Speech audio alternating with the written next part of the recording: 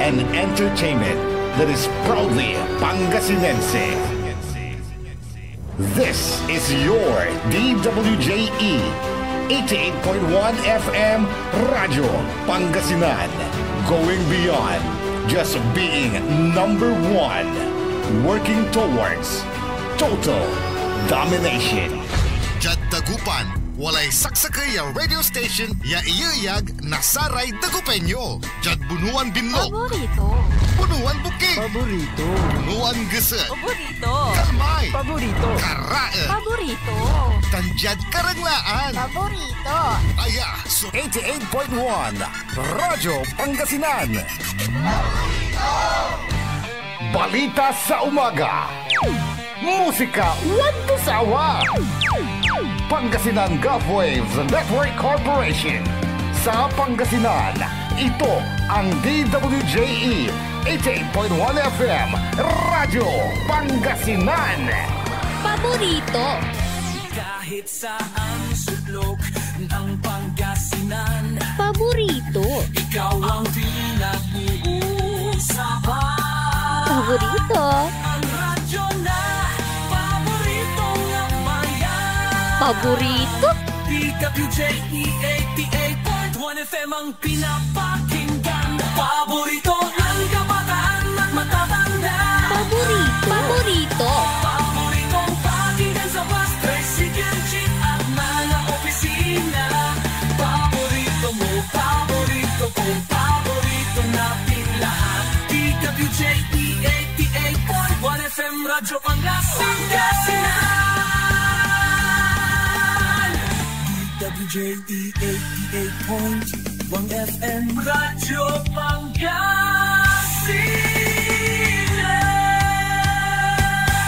Paborito. Ang susunod na programa ay rated GP. GP? Ano yun? Garantisadong pampaborito! Narito na ang mga unang balita sa araw na ito. Radyo Pangasinan Balita. Be informed. Be the first to know. Radyo Pangasinan Balita. Mga balitang naganap at nangyari sa huling 24 oras sa loob at labas ng Pangasinan. Radyo Pangasinan Balita. Dito lamang sa DWJE 88.1 FM.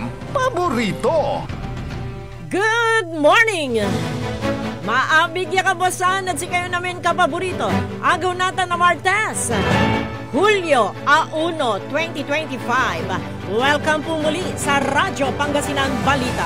At ngayon, sa ulo po ng ating mga balita. Sa ating balitang lokal, tricycle driver patay matapos na mahulog sa irrigation canal. Radyo Pangasinan Balita. Lalaking galing naman sa birthday party, natagpo ang patay at lulutang-lutang sa creek.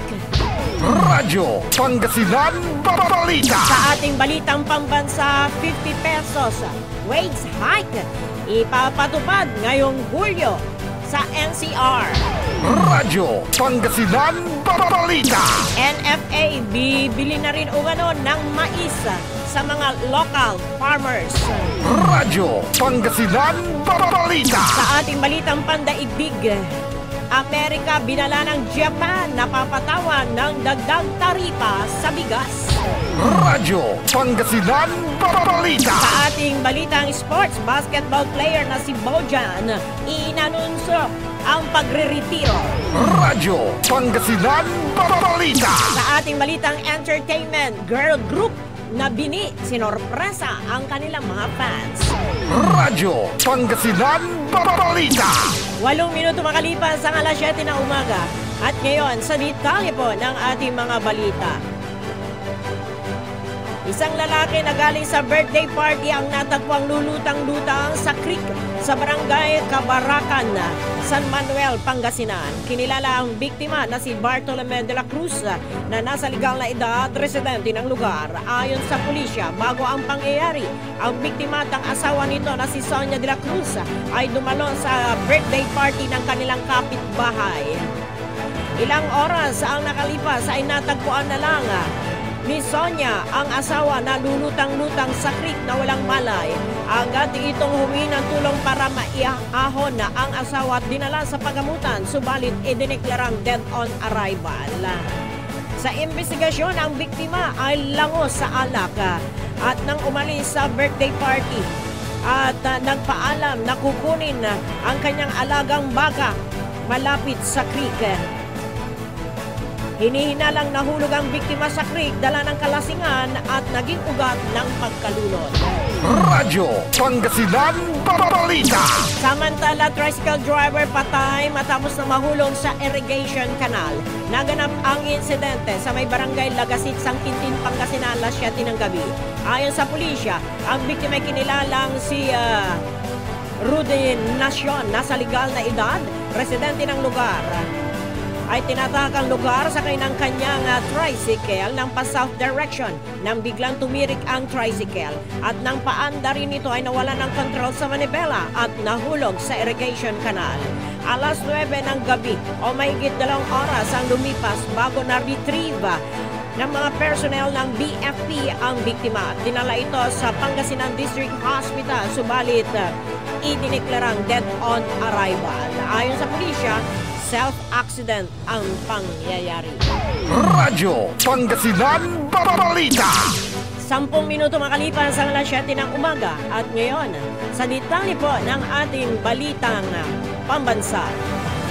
Simula ngayong Hulyo ay madadagdagan ng 50 pesos ang sahod ng nasa 1.2 milyong minimum wage earners sa National Capital Region o kay NCR.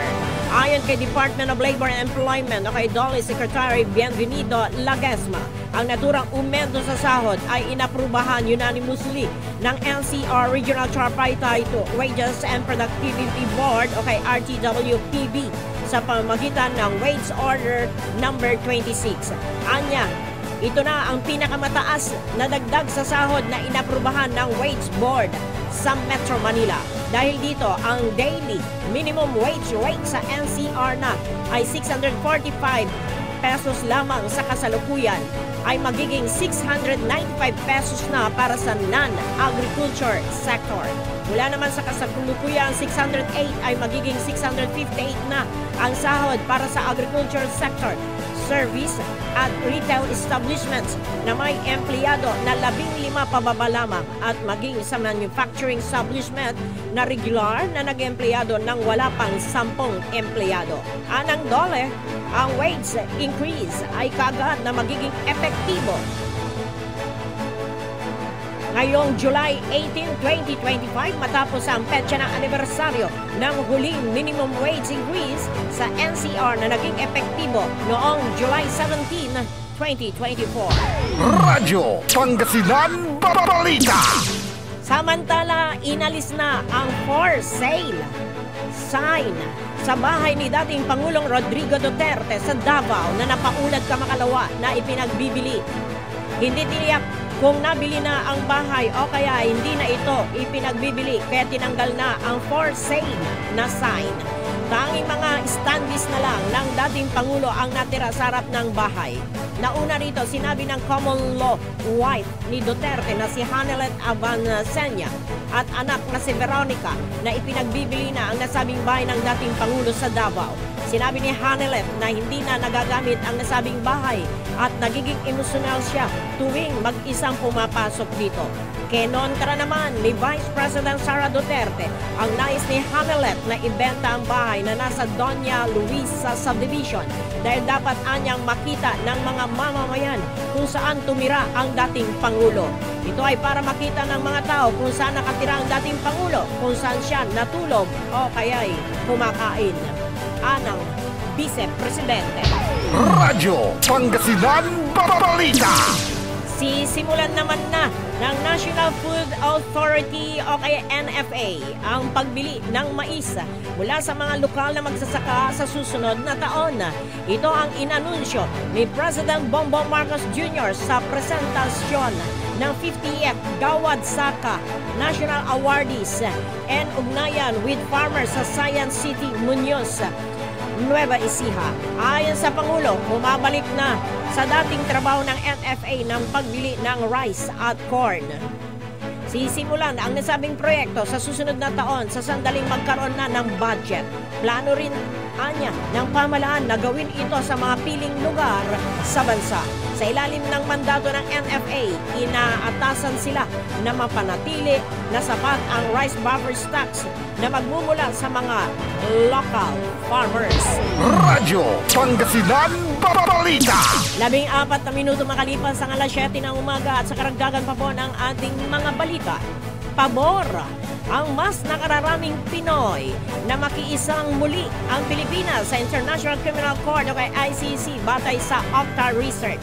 Sa ginawang tugon ng masa nationwide survey noong April 20 to 24, 57% ng mga Pinoy ang gustong bumalik ang Pilipinas sa ICC habang 37% ang ayaw sa akbang na ito at 6% ang walang desisyon.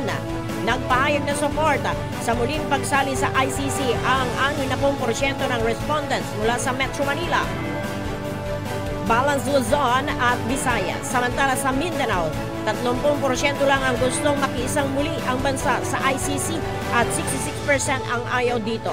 Karamihan ng pabor ay edad 18 to 24 years old.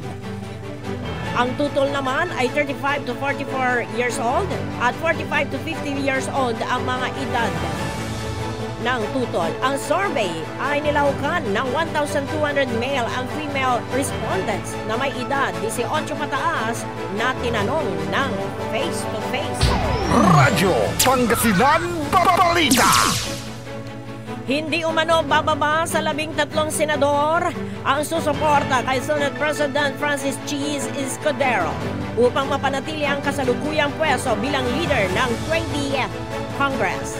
Sinabi ni Senator Joel Villanueva na personal niyang nakausap ang kanyang mga kasamahan upang kunin ang kanilang pananaw. Inamin din ni Villanueva na kabilang siya sa 13 na susuporta kay Escudero. Aminado naman sa Senate Minority Leader Risa Hontiveros na posibleng hindi na siya ang maging leader ng minorya kapag idinaos ang botohan sa July 28. Tinayak din ni Hontiveros na hindi siya sasali sa majority ng mga senador o mga maghahalal ng Senate President. Inaasahan na si Senator Vicente Tito Soto ang magiging katunggali ni Escudero sa Senate Presidency. Sinabi pa ni Soto ng pagtakbo niya bilang Senate President ay kagustuhan ng kanyang mga kasama at hindi siya tutulad ng iba na nilalakad ang pagiging leader ng Senado. Radyo Pangasinan Balita. Bunsod naman ng mga gabundok ng basura na iniwan ni dating Manila Mayor Hani Lacuna sa iba't ibang lugar sa Maynila. Nakatakda namang ideklara ni Manila Mayor Isko Moreno ang state of health emergency. Sa kanyang unang araw ng pagbabalik sa City Hall, sinabi ni Isko na bumungad sa kanya ang reklamo na patuloy ng paglala at pagdamit ng mga basura na hindi nakokolekta. Kaya hihilingin niya sa City Council na ipasa ang state of emergency. Lumilitaw na hindi nakolekta ang mga basura dahil sa utang ng City Hall sa pamumuno umano ni Lacuna na 561 million pesos sa Lionel at habang 950 million naman sa Metro Waste Solid Waste Management Corporation at Philippine Ecology Systems Corporation.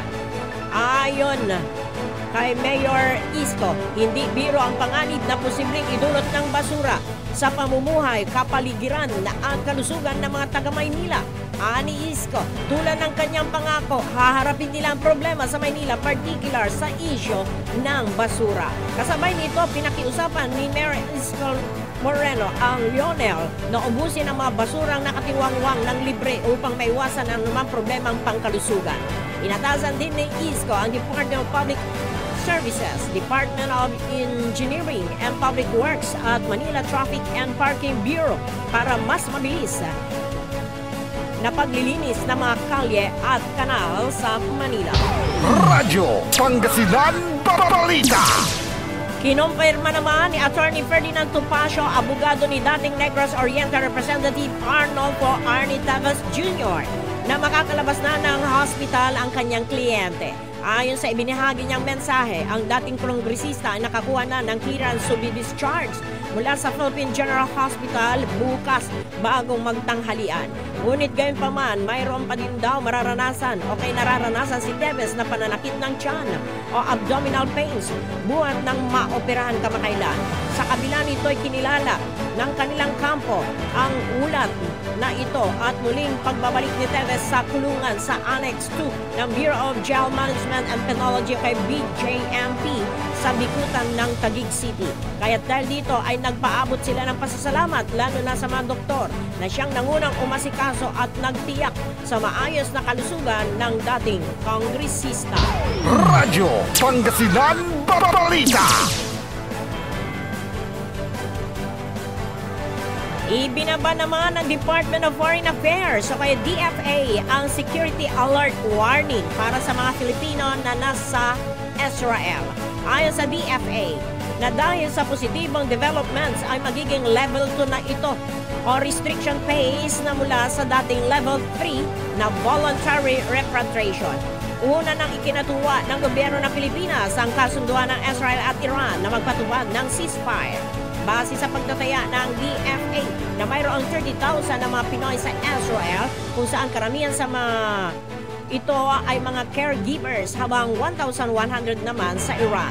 Tinayak din ng DFA na kanilang babantayan ng mahigpit ang kalagayan sa riyon at kanilang itataas ang alert level kung kinakailangan.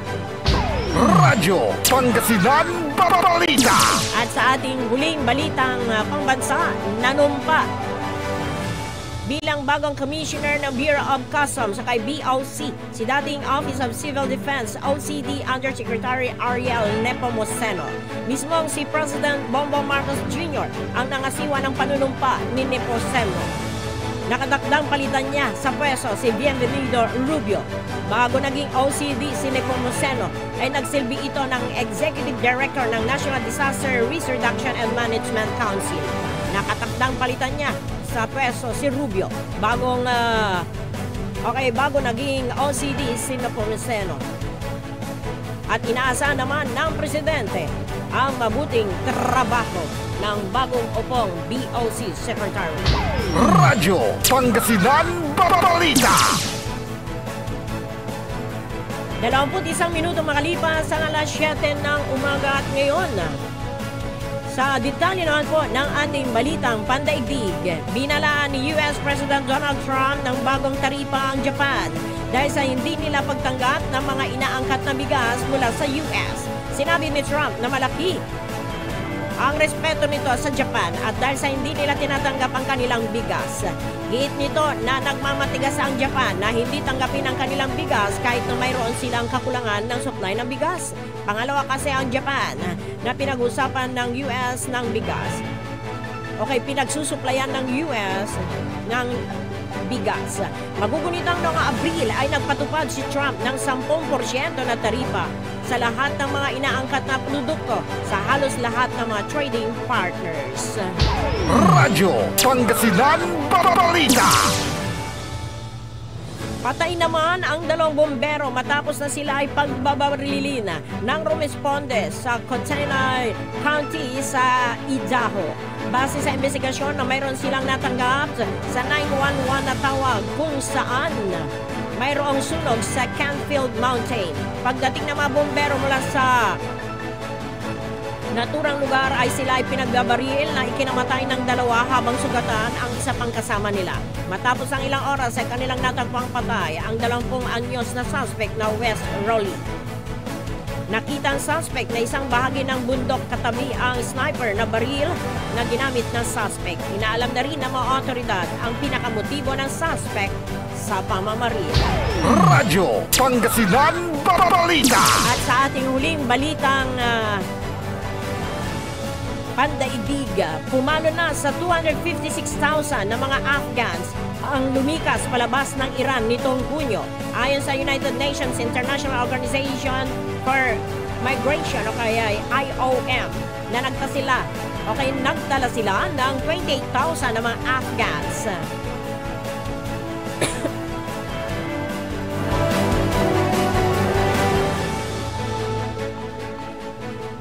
Nagdala sila ng 28,000 mga Afghans ang umalis sa loob ng isang araw noong Hunyo. Ang nasabing paglikas ay matapos na magpalabas ng kautusan ng Iran na lahat ng mga undocumented Afghans ay dapat umalis na sa bansa ng hanggang Hulyo 6. Base sa kanilang listahan na mula pa noong Enero ay nasa mahigit na 700,000 Afghans ang umalis na sa Iran. Mas tumaas ang bilang na mga lumikas nung nagsimula ang labanan sa pagitan ng Israel at Iran, kung saan may ilang Afghans ang inaresto dahil sa umano'y pang-iispiya. Radyo Pangasinan Balita. 24 na minuto makalipas ang alas 7 ng umaga at ngayon, sa detalye naman po ng ating balitang sports. Inanunsyo ni Bojan Bogdanovic ang kanyang pagreretiro sa paglalaro sa NBA. Ayon sa 36 anyos na nagpasya ito, natapusin ang 10 NBA season dahil sa kanyang injury sa kaliwang paa. Isinilang sa Mostar, Bosnia, pero naglaro ito sa Croatia bago naglaro sa Real Madrid at sumali sa Zagreb. Nagwagi ito sa Croatia at Turkish League bago naglaro sa NBA sa Brooklyn Nets noong 2014. Lumipat siya sa ibang mga kupunan sa Washington Wizards, Indiana Pacers, Utah Jazz, Pistons at New York Knicks. Noong 2024, nang operahan ito sa paa at naulit ito noong February kaya hindi nakapaglaro sa Nets. Mayroong average ito na 15.6 points, 3.6 rebounds, 1.7 assists sa mahigit na 719 career NBA games. Radyo Pangasinan Balita.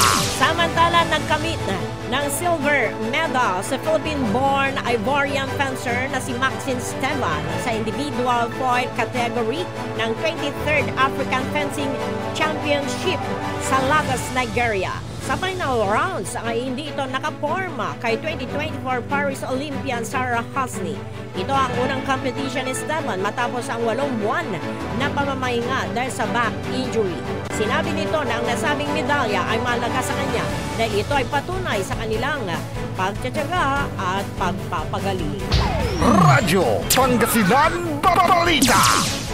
At ngayon, sa ating balitang entertainment, sinorpresa ng girl group na bini ang kanilang mga fans sa kanilang homecoming concert. Napuno ng mga fans na dumalo sa kanilang concert sa MOA Arena nitong araw ng linggo. Sa nasabing concert ay natunghayan ng mga fans ang kakaibang mga performances mula sa kanilang mga hit songs. Ayon kay Binit member Mawali Ricalde na hindi niya lubos akalain na marami silang narating na mga bansa. Labis na natuwa ang mga fans sa performance sila ng bagong kanta na Zero Pressure. Radyo Pangasinan Balita. At sa ating huling balitang entertainment, inamin ni Vice Ganda na malaki ang naging epekto ng 12-day suspension noon ng Time Show nitong 2023 sa kanyang mental health at sa partner niyang si Ayon Perez. Sa isang panayam sa podcast ni Carmina Constantino, ibinahagi ni Vice na sila ni Ayon ay dumaan sa therapy upang malampasan ang mga pagsubok na dulot ng insidente. Ayon kay Vice Ganda, ang pagkakasuspende ng programa ay nagdulot anya ng bigat sa kanilang nararamdaman, lalo't hindi na nila nakikita na mali ang kanilang ginawa. Radyo Pangasinan Balita. 27 minuto makalipas ang alas 7 ng umaga. Magbabalik po ang Radyo Pangasinan Balita. Makalipas po ang ilang paalala. Ang puta-putang Iran Balita. Our objective was the destruction of Iran's nuclear enrichment capacity and a stop to the nuclear threat posed by the world's #1 state sponsor of terror. Ang puta-putang Iran Sunata. Hot shot running in my non-stop 30. Son ang puta-putang Iran Impormasyon. Aya sa DWJE 88.1 FM Radyo Pangasinan. Paborito. We want you well, cause we care. Here at WellCare Diagnostic Center. Deserve mo ng best care, kaya dito ka na sa WellCare.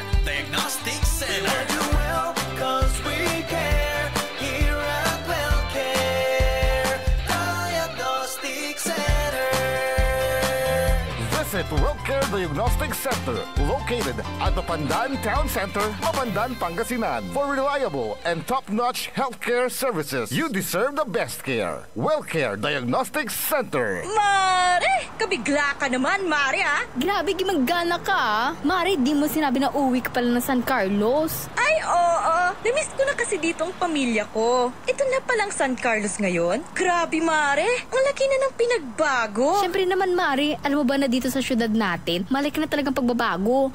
Mula sa mga infrastruktura, nandiyan na mga konkretong daan at mga bagong pasilidad. Wow! Meron din tayong trending na ayos, kalusugan karavan na nagbibigay ng libreng serbisyong medikal. Balita na! Saka, nandyan din ang mga programang pag-agrikultura para sa ating mga magsasaka. Ay, wow! At higit sa lahat, Maria, ang pagpapanatili ng peace and order ng ating syudad. Perfect! Di lang yan, binibigyan din ng halaga ang kapakanan ng lahat ng tao at pantay na karapatan sa mga serbisyo ng gobyerno. Grabe, Mare! Ang bongga na talaga ng San Carlos. Parang ayoko na bumalik sa ibang bansa. Oo, Mare. Kung ako sa'yo, dito ka na lang sa San Carlos. Dahil sa San Carlos, tunay na subok na ang serbisyong ayos. Mayor Julia Ayoy Resuello po, kasama si Vice Mayor Jose Resbox Resuello at ang Sangguniang Panglungsod ay nandito upang umagapay at magserbisyo sa ating minamahal na syudad. San Carlos, maunlad, ligtas at maayos. Are you looking for construction services? Art Construction Services is the name of the game. They do civil works and engineering, structural waterproofing, swimming pools, road constructions, condominiums, big warehouses, at marami pang iba. Art Construction Services, pulido ang trabaho at tapat sa serbisyo. Main office, Saging Dinalupihan, Bataan, at may satellite office sa may Bunuan Gazette, Dagupan City. You may contact Miss Tyra Sweet at 0962-806-7360. Art Construction Services.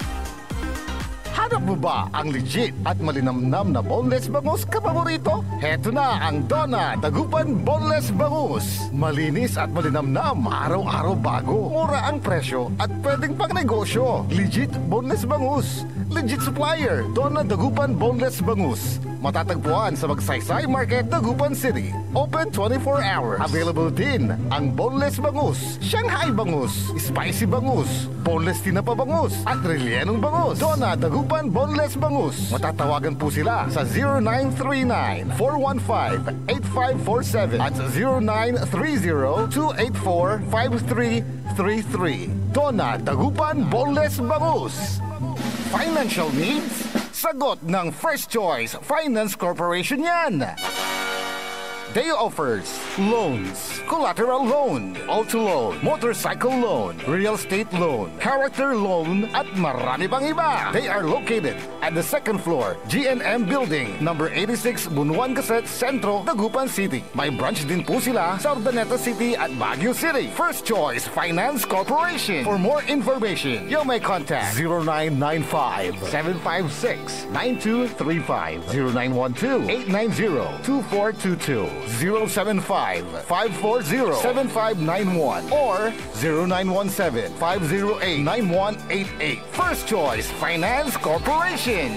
Kapaborito, 7:30 na. Time check is brought to you by Anli Serbisyo Bunuan Gazette. Sa pag-unlad, disiplina at pagkakaisa ang kailangan. By Cap Noel Bumanlag. Gusto mo bang maging healthy, kapaborito, at malayo sa iba't ibang sakit habang ikaw ay nagkakaedad? Eto na ang Elixir Placenta 3-in-1 Stem Cell Therapy, DNA at Anti-Inflammatory Therapy Food Supplements. Panlaban sa iba't ibang sakit tulad ng hypertension, diabetes, cancer, sakit sa bato, at iba pa. Hindi mo na kailangan gumastos ng malaki para magpa-stem cell. DFA approved. For more information and orders, you may contact Miss Lo Ree 0916-229-4977 or 0917-474-4515. Elixir Placenta 3-in-1 Therapy. Celebration! Staycation with family or an intimate moment with your special one. Merong perfect na venue yan sa Mapandan. Cora's Manor and Garden. Magmalamay-ari ng mansyon at this magnificent enclave place here at Cora's Manor and Garden. Carry out any occasion sa kanilang garden cafe or party at their poolside. Have a sing-along at their music room, relax at their room accommodation, or enjoy a private time with someone. Sa kanilang Cabana A, kung saan may private outdoor jacuzzi kayo in an enclosed place. Enjoy great food, warmly welcoming staff, exceptional accommodations, and relaxing scenery at Cora's Manor and Garden. Whatever it is, Cora's Manor and Garden is the perfect place to be. Visit them at Barangay Pias, Mapandan, Pangasinan, or call them at 0945-800-7074. Experience a special moment, how it should be, at Cora's Manor and Garden. Get that beautiful makeover and hairstyle the way you want it. Visit Barber's Salon for Men and Women at Pax Building, JL de Guzman Street, Poblacion, Mangaldan, Pangasinan. Barber's Salon for Men and Women is open daily until 6:30 p.m. Feel confident, feel beautiful. Let Barber's Salon for Men and Women bring out the best in you with their well-experienced barbers and beauty experts. They also offer their original Barber's pomade and other beauty products for women. Book yourself now and call Barber's Salon for Men and Women at 0917-533-3552 or 075-656-4119. Walk in and walk out with pure confidence. Barber's Salon for Men and Women. Mas pinalakas, mas pinatindi, mas pakikinggan. Serving Pangasinan through music, news, and information. Ito ang DWJE 88.1 FM Radyo Pangasinan. Jad Dagupan, walay saksakay a radio station ya iyayag nasaray Dagupenyo. Jad Bunuan Binlog. Paborito. Bunuan Bukid. Paborito. Bunuan Gese. Paborito. Kalmay. Paborito. Karae. Paborito. Tanjad Karanglaan. Paborito. Aya, so 88.1 Radyo Pangasinan. Paborito ng kabataan at matatanda.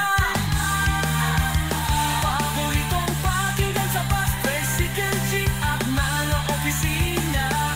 Paborito mo, paborito ko, paborito natin lahat. DWJE 88.1 FM Radyo Pangasinan. DWJE 88.1 FM Radyo Pangasinan.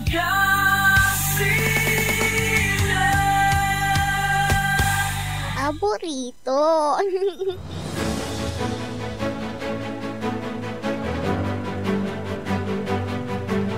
Alas 7:36 na po ang ating oras. Tuloy-tuloy pa rin ho tayo sa ating programang Radyo Pangasinan Balita. Agunatan na Martes, July 1.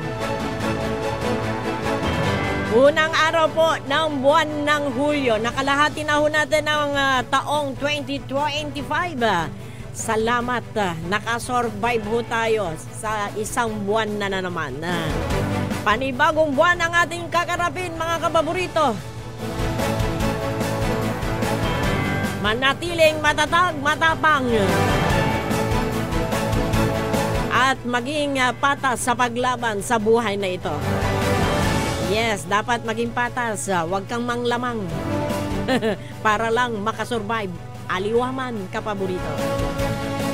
Hay nako, mga kapaborito, hindi biro ang ating pinagdaanan sa loob ng isang buwan ng Hunyo. Pero heto tayo, magkakasama ulit. Kaya tuloy ang buhay. Lagi nating piliin maging masaya at piliin nating gumawa ng mabuti. Huwag sa paglabag sa utos ng may kapal. At ngayong unang araw ng buwan ng Hulyo, eto rin yung unang araw ng pag-upo, opisyal na pag-upo ng mga nanalo sa isinagawang May 12 election. Karuman, dakal, so anong pa? Nag-off-taking para sa kanilang pag-upo, sa kanilang puwesto sa gobyerno. At ngayong araw, first day ng kanilang pag-opisina. Nako, kumusta kaya? Malalaman natin yan, mga kapaborito. Pero yung mga dati, yung kasalukuyang nakaupo noong eleksyon tapos nanalo ulit ngayon ay syempre ang gagawin na lang ay tuloy-tuloy na lang yung kanilang proyekto. Tuloy-tuloy na lang yung kanilang pagtratrabaho. Oo, yung mga hindi pa natutupad na kanilang maipinangako sa ating bayan, sa ating mga kababayan ay itutuloy dapat. Di po ba? Kaya't may pagkakataon, 3 taon ulit yan mga kapaborito bago ulit sila mapapalitan o kay makakabalik pa rin sa kanilang mga pwesto dahil magkakaroon ulit tayo ng eleksyon. Di po ba mga kapaborito? Yun na yung presidential election na tinatawag. Pero ito ay midterm election yung sinagawa natin noong May 12. At yun nga, ito yung transition period from past to present. Pero like nang sinabi natin kanina, yung mga dati at nabalik ulit sa kanilang pwesto, tuloy-tuloy na lang. At sana yung mga hindi pa naaabot na ng kanilang mga serbisyo, ay sana abutin ng lahat. Para sa ganon ay maging patas.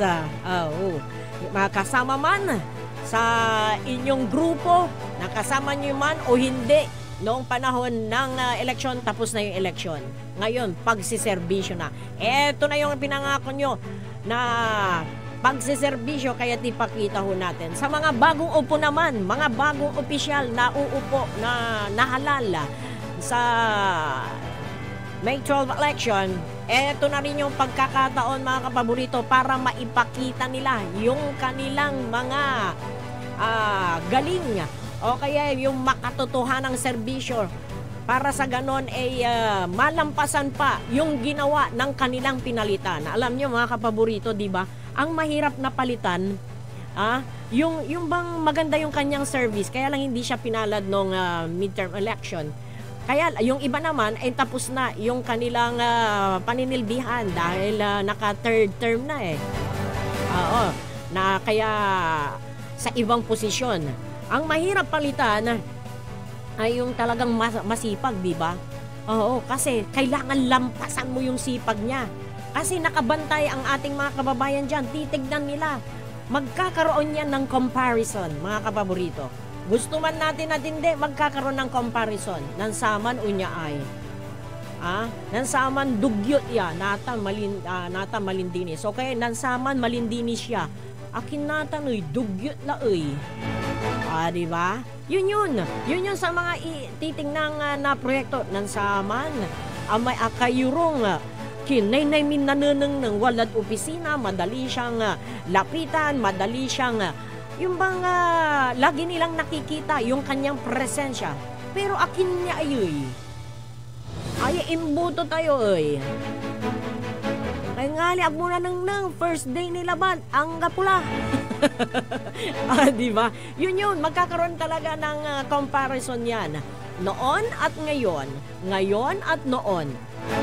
Kaya sigurado naman yung mga nahalal, yung mga nanalo sa eleksyon, hindi nila makakalimutan yung kanilang mga ipinangako at sana tuparin po natin. And eto naman, pagharap din ng mga problema. Yan, panibagong problema. Yung mga nanalo, harapin nila yung iniwan na problema ng nakarang administrasyon. Di po ba? Aminin man na din Bakit? Wala na bang problema? Kung wala nang problema, di wala na silang tatrabahuin. Maganda nga yung may problema Bakit, kamo? May tatrabahuin ka. Kasi kapag wala nang problema, di angga pula. Di ba? Kaya mas nakaka-challenge kapag yung pinalitan mo, may mga iniwang problema. Pero lahat naman lahat, kahit saang lugar ngayon, may kakaharapin na problema. At titignan natin kung paano nila harapin yung mga problemang yan at susolusyonan. Pero syempre, kailangan ng pakikipagkaisa ng komunidad. Hindi, nag-iisa lang yung mayor sa syudad o kaya sa bayan. Nag-iisa lang din yung vice mayor. Sa plural labatay konsihal sa kaya syudad, 8 sa munisipalidad. Ang department head isa rin lang. Kung ang empleyado naman ang pag-uusapan, mas marami ang bilang ng community Kaya yung mga nakaupo dyan o mga empleyado. Kaya ang kailangan, pakikipagkaisa ho natin, mga kapaborito, sa pagharap ng problema. Kaya lang, merong leader talaga na susundan natin. Diyan natin makikita, mga kapaborito, kung yung leader na inilagay natin, kasi siya yung mag-drive Oo, sa isang bayan. Eto, sino ang nag-drive ng isang syudad? Di ba yung mayor? Siya ang driver dyan Oo. Arame-arum dito niya opisyal, taga-kambyo, umansugawan da. Kagaya ng mga nahalal na mga konsehal, mga tagagawa ng batas yan, at taga-approve kung yung mga hinihiling na ganito, ganire. Oo. Sila ang taga-approve, maglilitis sila kung eto ba kailangan ba nating aprubahan itong ganito, ganyan. Oo. At sana maging pantay. Hindi porket magkakasama na kayo, pero meron na pag-iiwanan, mali naman yun. Dahil hindi kasama sa linya ninyo, nung panahon na eleksyon, hindi nyo yan ka-team, ay alagar, tayo yung barangay, tayo kaiba, mali, di ba? Kailangan patas yung pagsiservisyo. Yung usapin ng politika, isang tabi na muna natin. Ako, sa aking pananaw, lahat po ng mga naupo ngayon, mga nakaupo, alam ko naman na seryoso sila sa pagsiservisyo, mga kapaborito.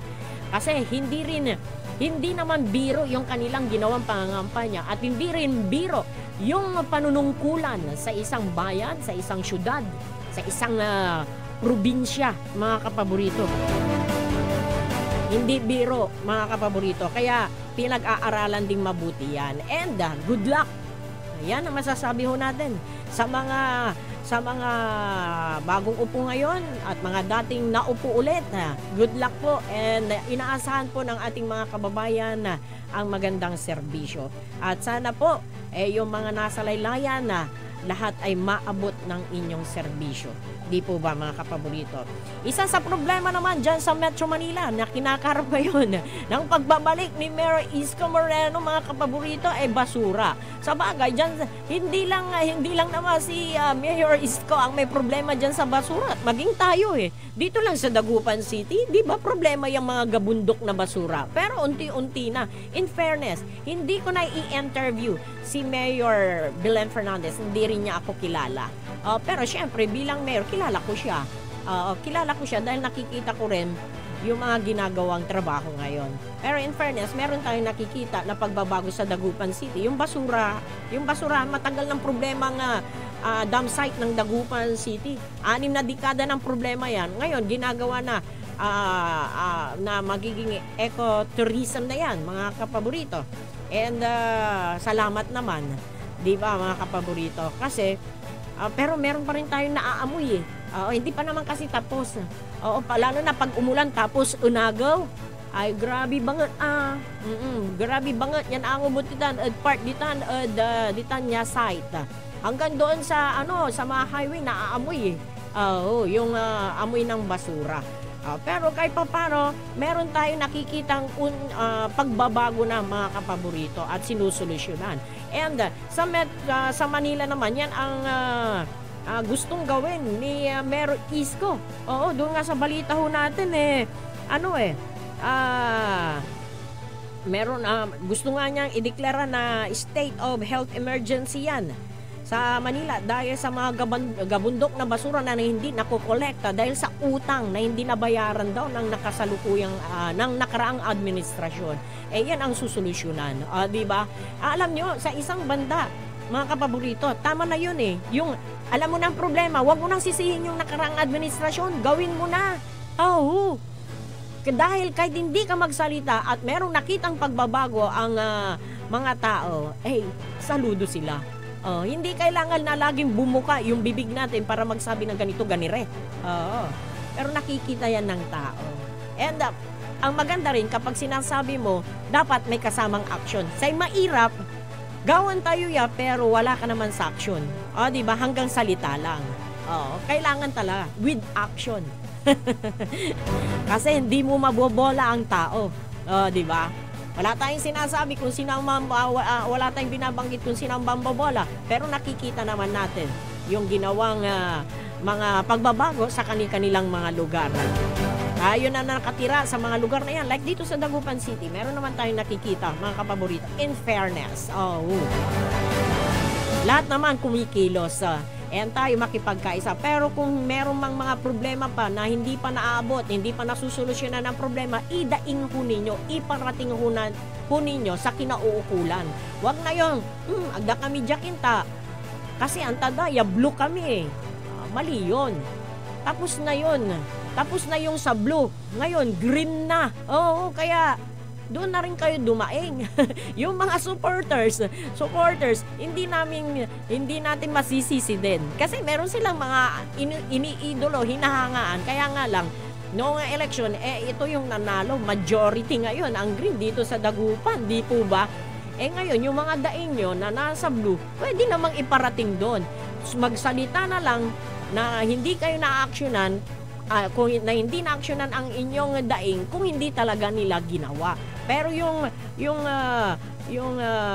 hindi lang dito sa Dagupan City, kundi sa lahat, mga kapaborito, ang nakikita natin, kapag idinaing mo naman, alam mo na, nakarating naman at wala pang pagbabago, pwede namang mag-follow up. Oh. At nandyan din naman yung mga barangay ho natin lalo na ngayon. Yung mga barangay officials natin, dahil wala pa pong approval dun sa postponement ng barangay election. Nako, yung mga barangay officials ho natin, ma-postpone man o hindi ang barangay and SK election, kailangan ipakita natin, magpakita tayo ng kaukulang, okay, iba yung kasipagan. Para sa ganon, may election man o wala, alam mo, ginawa mo yung trabaho mo. Natalo man o manalo ka ulit sa election, yung bang wala kang, ni sarili mo, hindi mo sisisihin. Proud ka pa rin na maglakad dyan sa barangay mo, nataos noo ka dahil alam mo, ginawa mo ang lahat. Ang hindi maganda, yung bang tambay ka lang dyan. Kung baka nag-standby ka lang, puro oo o hindi lang. Hindi nga nakikita yung presensya. Oo, tapos kapag kung kailan election o campaign period, tsaka ka nakikita. Yun ang mali, di po ba mga kapaborito? Hindi naman bulag ang mga tao para hindi makita ang ginagawa ng isang opisyal. At dapat mapamaraan.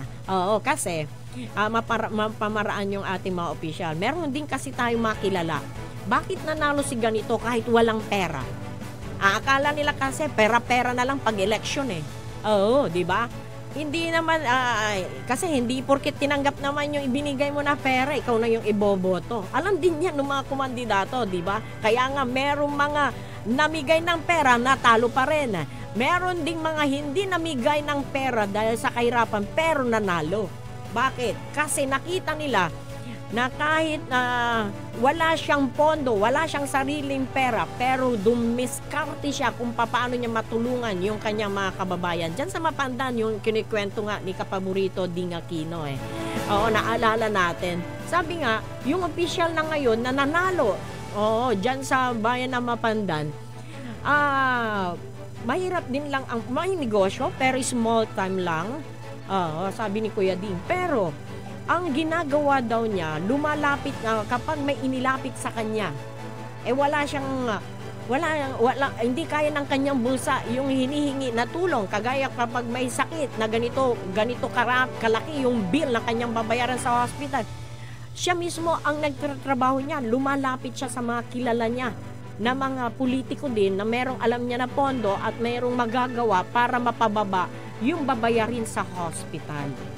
Di ba? Malaking tulong kaya yun. Yung ikaw ang tatrabaho, tapos yung pasyente mo, yung 100,000 na babayaran niya sa hospital, nag-zero. Di ba?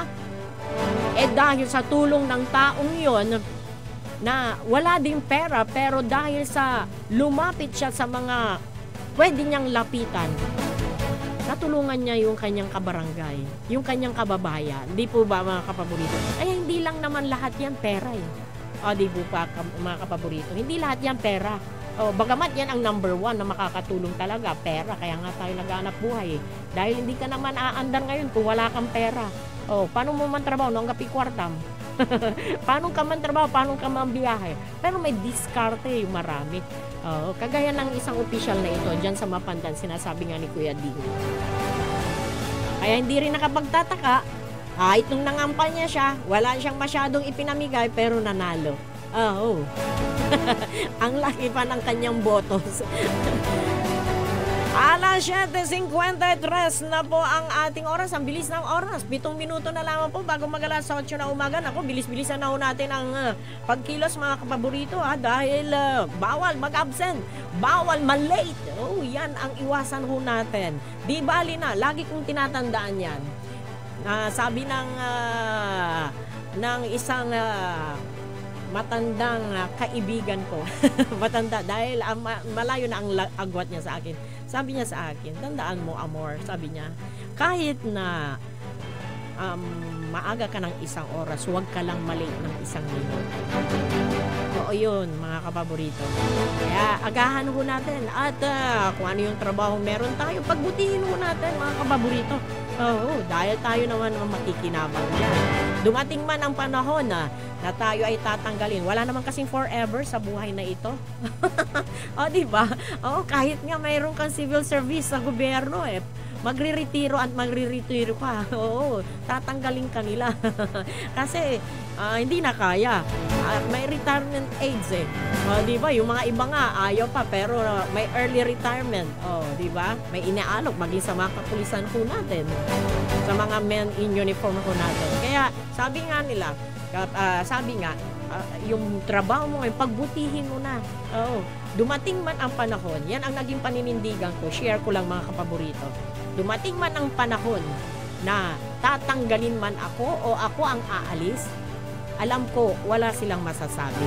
Na ginawa ko ang lahat ng makakaya ko at nagtrabaho ako ng tama. Kaya ito yung naranasan ho natin noong 2020, bigla nga tayong tinanggal doon sa isang dahil sa sumbong ng isa lang. Agad namang naniwala yung owner. Di ba?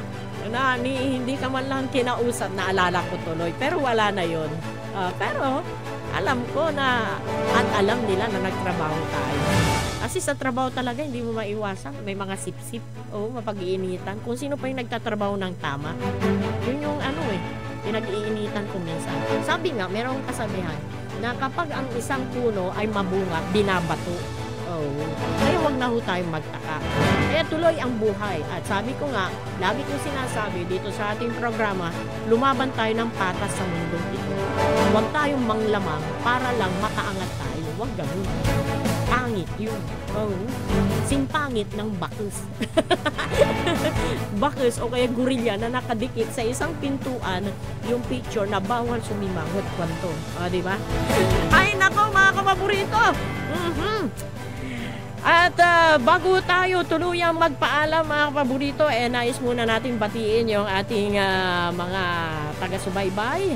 Hindi ko mabanggit lahat ng inyong mga pangalan na huwag kayong magtatampo mga kapaborito.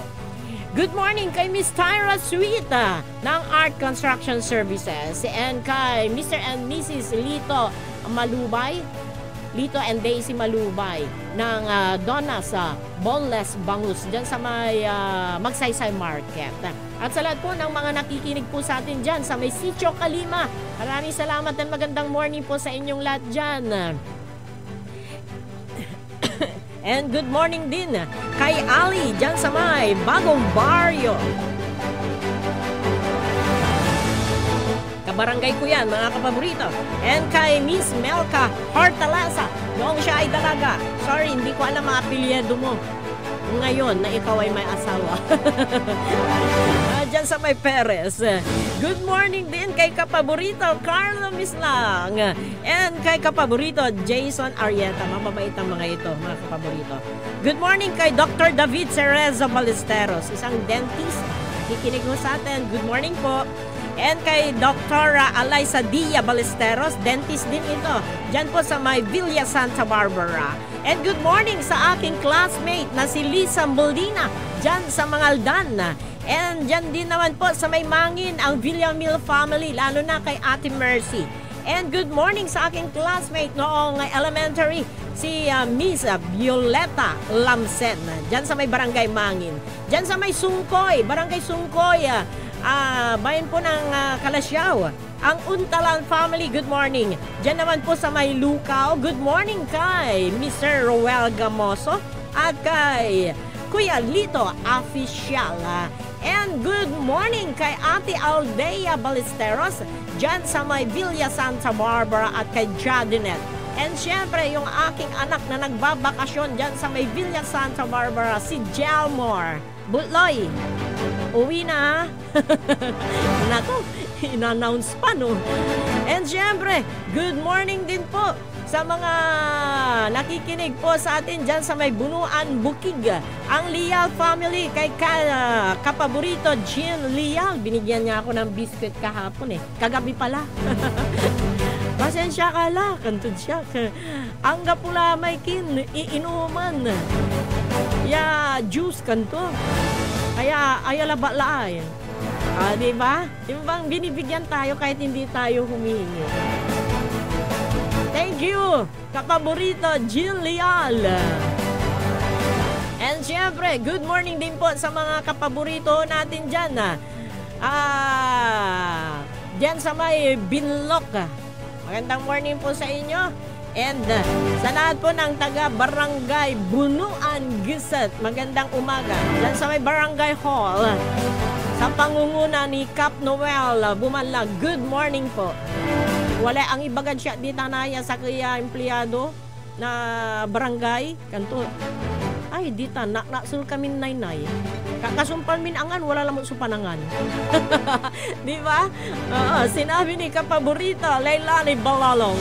Ay nako, eksakto alas 8 na po ng umaga. No choice na ho tayo. Pansamantala magpapaalam po ang Radyo Pangasinan Balita. Maraming salamat po mga kapaborito sa walang sawang pagsubaybay sa ating programa.